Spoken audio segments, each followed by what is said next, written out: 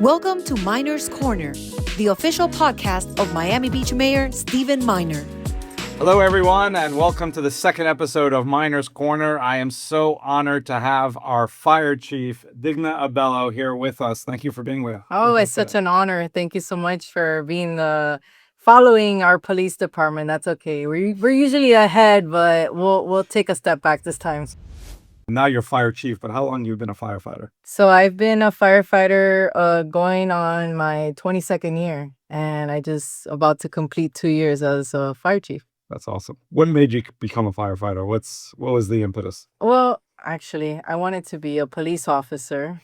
But then I got hurt, and the good thing happened. I was in college, and I saw the dorm next to me was on fire. And I just, in that life figuring out path, and I'm like, oh, that's cool. That's interesting. I knew that I didn't want to do something every single day at the same time, at the same place. And it just had those, variables in it and helping others, selfless. Wow. So it's possible you could have been a police chief somewhere if had not that happened. Maybe, yeah. So my goal was to be the first SWAT medic in Florida is what I wanted to do as a woman. And I was like, all right, they said I couldn't, so I'm going to go for it. Nice. And I ended up getting hurt playing softball, so. Playing softball of all things. Yeah. Well, we share that love for baseball. Exactly. Well, first of all, you're the first woman fire chief in Miami-Dade County, right? I am. All of Miami-Dade County. We have 6 municipal fire departments here, so it is an honor. The first in Miami Beach as well, a fire department, 1921. And it's great because I remember when our former fire chief, Virgil Fernandez, was getting ready to retire. It was kind of like very obvious that you would be the successor. Yeah. You had tremendous support for Yeah. our fire department. I still recall the that ceremony we had. It was very special when you got sort of sworn in. Yeah, it was. And I really didn't want to have something so elaborate. And I was like, I really don't need it. It's okay. We can just. We didn't give you a choice. Yeah, no. Mayor's orders. It was. Law and order, you're going to do this. And yes, sir, I will.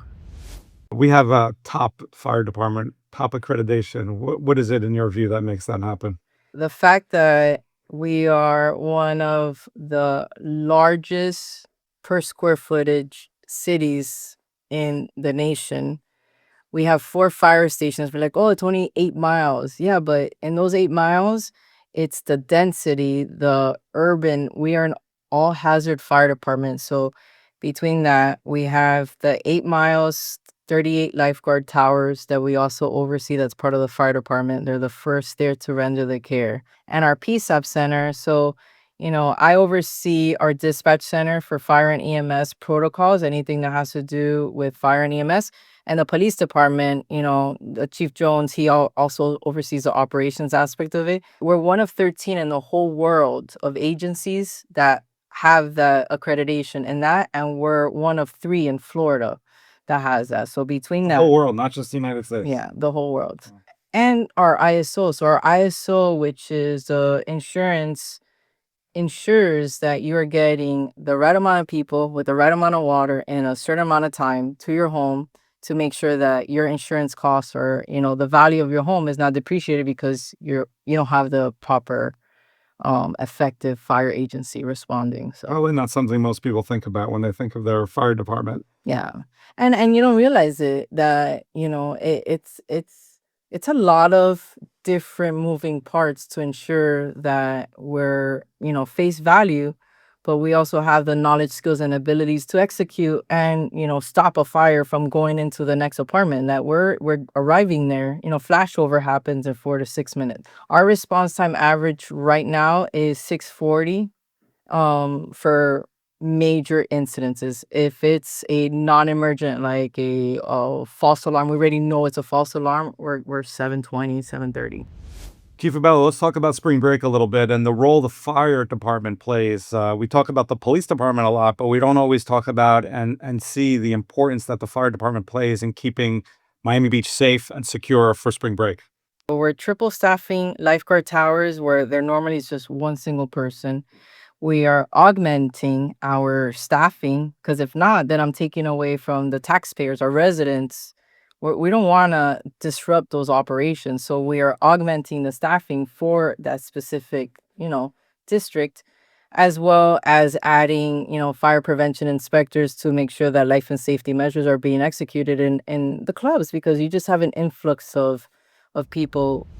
I know something I'm very proud of our fire department is responding to and helping other municipalities, whether it be Surfside, Fort Myers. We're known to provide a tremendous amount of expertise and resources to areas that really are going through a crisis, Yeah. a natural disaster. Tell me about that. Something that's special about Florida is that we do have Task Force 1 and Task Force 2, so City of Miami and Miami-Dade County. But in addition to that, we, as Miami Beach Agency, we are one of state of Florida's task force response as well. With that being said, we have, there's certain disciplines that we have to have the training and skills to meet in order to be part of this team, which we do. We have a technical rescue station, and we also have members that are also employed with the task force too.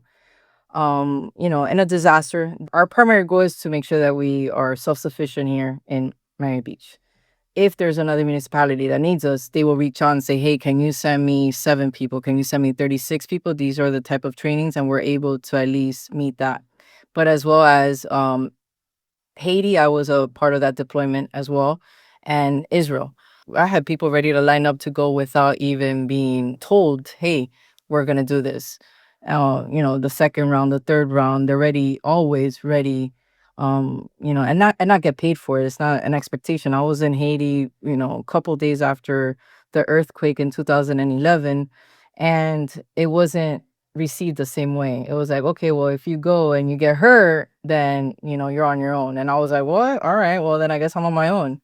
And to have that come forward, 20 years later and be, hey, whatever you guys need, we're here to support you and make sure that you're there. And while you're there, you're also safe.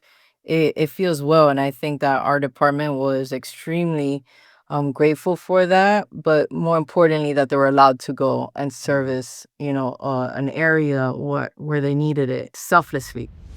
That call that I got, I've said this before, when Adonis Garcia, the union president, called me. It was late at night. I was extra surprised, like, why is he calling me so late? It was shortly after October 7th, and he told me, I may get emotional because I got emotional at the time. He's like, we have a number of firefighters who want to go volunteer in Israel, but I need your support. And to get this, we need the vote, we need the support from you, and we also need some networking, because we don't even know who to call in Israel to try to tell them, hey, we want to go.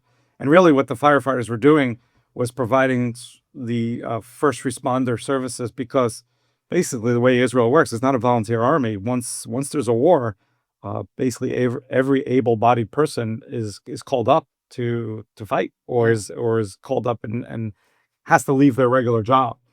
So Yeah. There's a lot of things that you don't realize when you are actually going out of the state of Florida.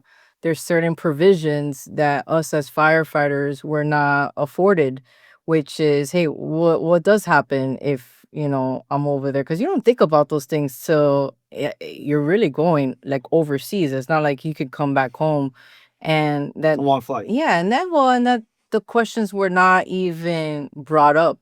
So it was like, hey, just make sure that we're covering all these things, in that sense, to assure and reassure the person, hey, if something does, happen, that we have your support, not, hey, by the way, figure it out.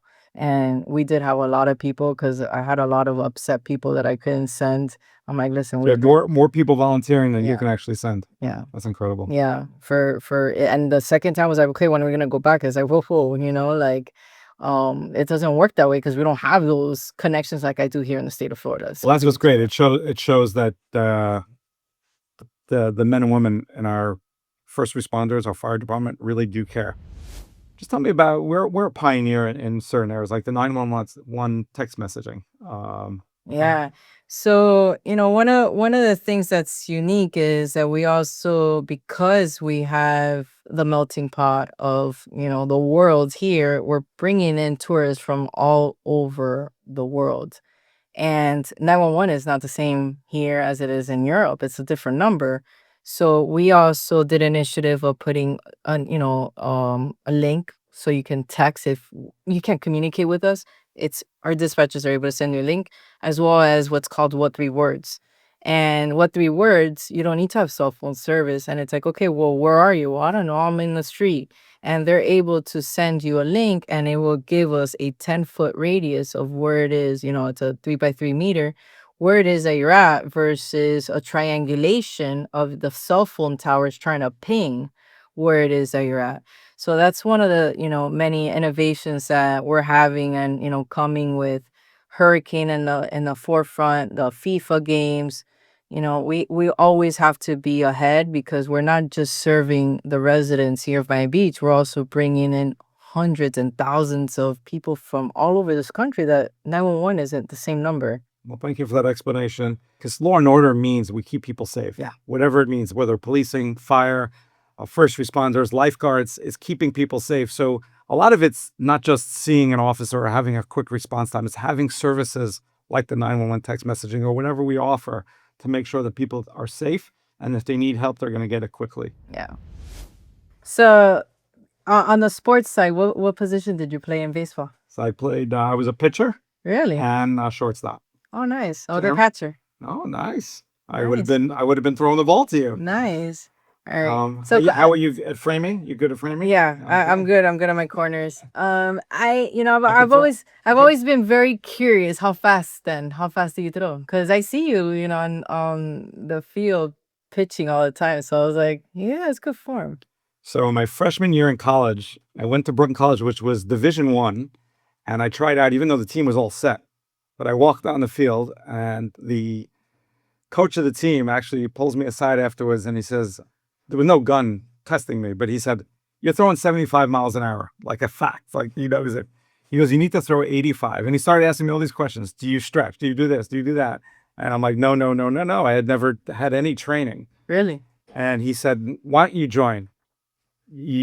Practice with the team 4 hours a day. We'll give you the best equipment, the best training. And you never know. You never know what your potential is. But I never took him up on the offer. It's one of my Really? biggest regrets that I didn't do it. Oh wow. Yeah, and it's gonna stick with you. Look at that. Yeah. All these years, and it's still my biggest regret was not going for whether Olympics or, because it just wasn't. I was like, all right, it's softball. We're not gonna get paid, so it's time to move on. Right. Because you're going to be doing, like for me, I knew I was going to go to law school, so I just wanted to study. Nice.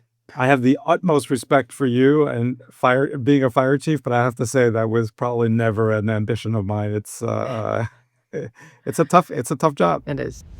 We're going to start a new tradition today. We're each going to sign an autographed baseball for each other, and I'm going to Wow. keep yours on my desk. I hope so. I might be famous one day as a first. You might be a first. I might be a first. Well, to me, you're famous already. There you go. Well, that would be an honor. I'm gonna show it to my son. Be like, huh? I got a signature ball. Well, you could tell him that I threw out a pitch at the Marlins game and thrown a strike right down the middle from the Yeah. mound.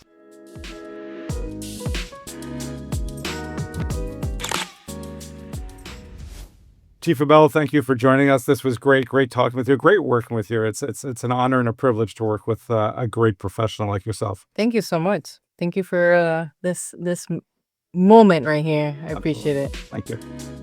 That's a wrap.